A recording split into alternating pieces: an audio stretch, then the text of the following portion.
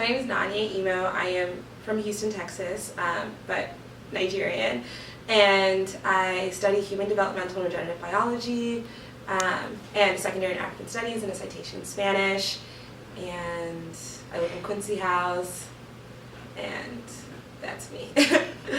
So I think the 2 or 3 most formative things I've done at Harvard. I've been involved with the Nigerian Students Association since I came to Harvard. I was the freshman rep, then social chair, then president, and now just like a member. And so I think for me, it was really important for me to like be connected to my Nigerian roots while I was here.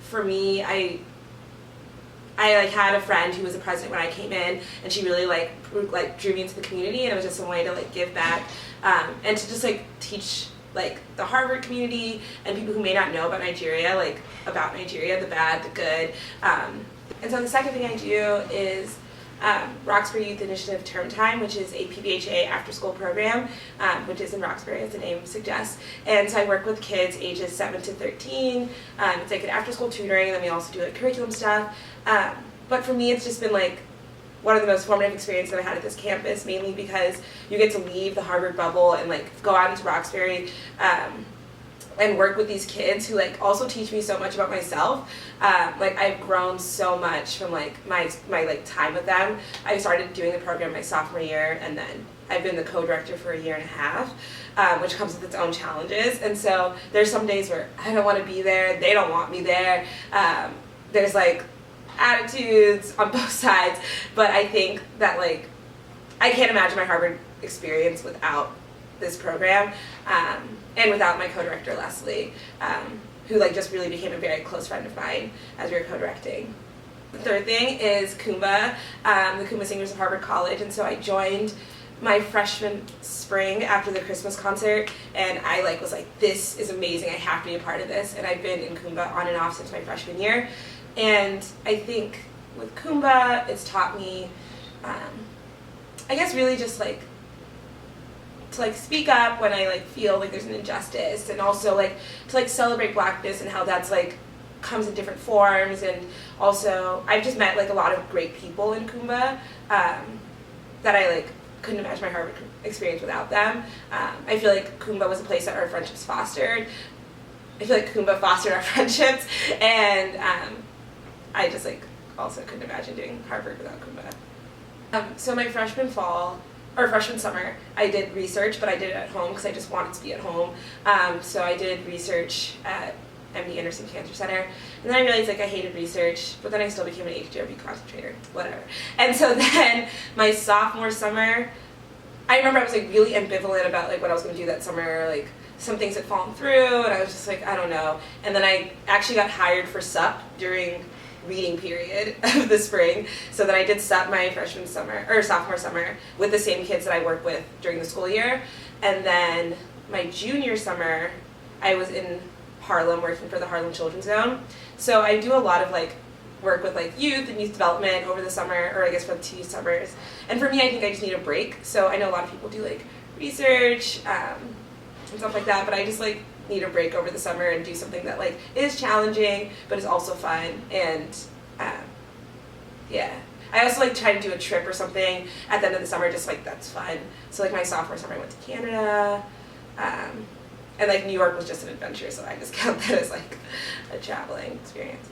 I think for me, I don't know, it's not like an official Harvard resource, but I think upperclassmen, like especially when I was underclassmen, were like the most like beneficial resource for me. Like I had so many like mentors, and like who also just turned into my friends that I could talk to. Like even now, like the other like couple weeks ago, I was just like, I cannot talk to someone who goes to this school. So I like called Kimberly Ellis, and I was like, please, like, can I talk to you? I like hate everything and everyone, and I need you to like give me perspective. And like we like arranged a time and we like talked, and like she really just like talked me down. I also feel like for me, it's like prayer is like a really huge thing. So it's not really like a Harvard resource, but like sometimes like whenever I'm just like feeling down, I really like, I mean, I pray every day, but like some days like I like really need it. And like I think soul food, like Harvard Soul Food has really been a space for that. They have prayers every week, and I definitely don't make it every week, but like whenever I do need it, I would go to Harvard Soul Food, and that's been really helpful for me too. I guess something that Harvard's taught me, or something that's unexpected, Okay, so I knew when I came to Harvard I was going to be meeting a lot of like different people, and like dope people. I was like, this is going to be a great place. And I guess like it also like taught me that I'm like also like an amazing person. Like I think I came here and like everyone is cooler than me, everyone is smarter than me, everyone's doing like amazing things. But like we're here for a reason, and so like we're all doing amazing things, and like it's really taught me to like be more confident in myself. I think something that was unexpected about Harvard, I guess like how different people were. I think I've been challenged so much at the school, just like with different ideas and ideologies and like people's different opinions, which is like, I guess like that's where you get your learning, but it's hard and it's challenging, and I guess that was something that was like unexpected. I thought we were all going to be kind of similar, just like these type A like nerds that like did well in high school, but we all come from different backgrounds, and that makes sense, and we have different opinions, but I think it's like a place where like you are challenged, but you like learn a lot through those challenges. You deserve to be here. And that's like so cliche, so like I hate saying that, but I think like when I came in, it was like, like I don't really like, was it a mistake? Like I legitimately thought it was like a clerical error, like legitimately, and I'm still like not sure, but like I think like you deserve to be here, and I think it's like you really need that, like someone telling you that and you reminding yourself, because like this school does get hard, and like you do fail exams, and like I remember like I failed an exam and I like stayed in bed all day because I was like, I've never failed an exam before. What do I do? And it happens, and like you move on, and it's gonna be fine. Like everything works out, and you're gonna be fine, and you're gonna make it. Okay, so definitely shout out to Kimberly, to Ope. So that like BBMW. So Ope, Kimberly, Arakwa, Joy. Oh my God. Adium and Karin, so it's definitely that blocking group. And then also when I was a freshman, my cousin was a senior here, and I don't think I would have like made it through like life without her.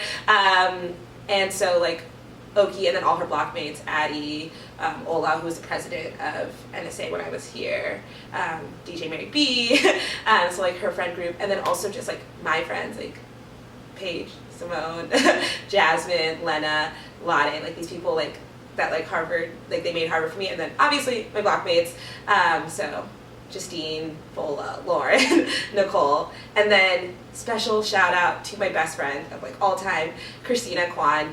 We went to middle school together and high school and college, and so like it's been like amazing having like my best friend like along the step like with me. Like she's like the only person like I will go to. I'm having a bad day, I go to her and I cry, and she like comforts me with like chocolate and like weird hand pats, and she's just like my best friend, and like I love her so much, and like I could not, like honestly would not have made it through this place without her.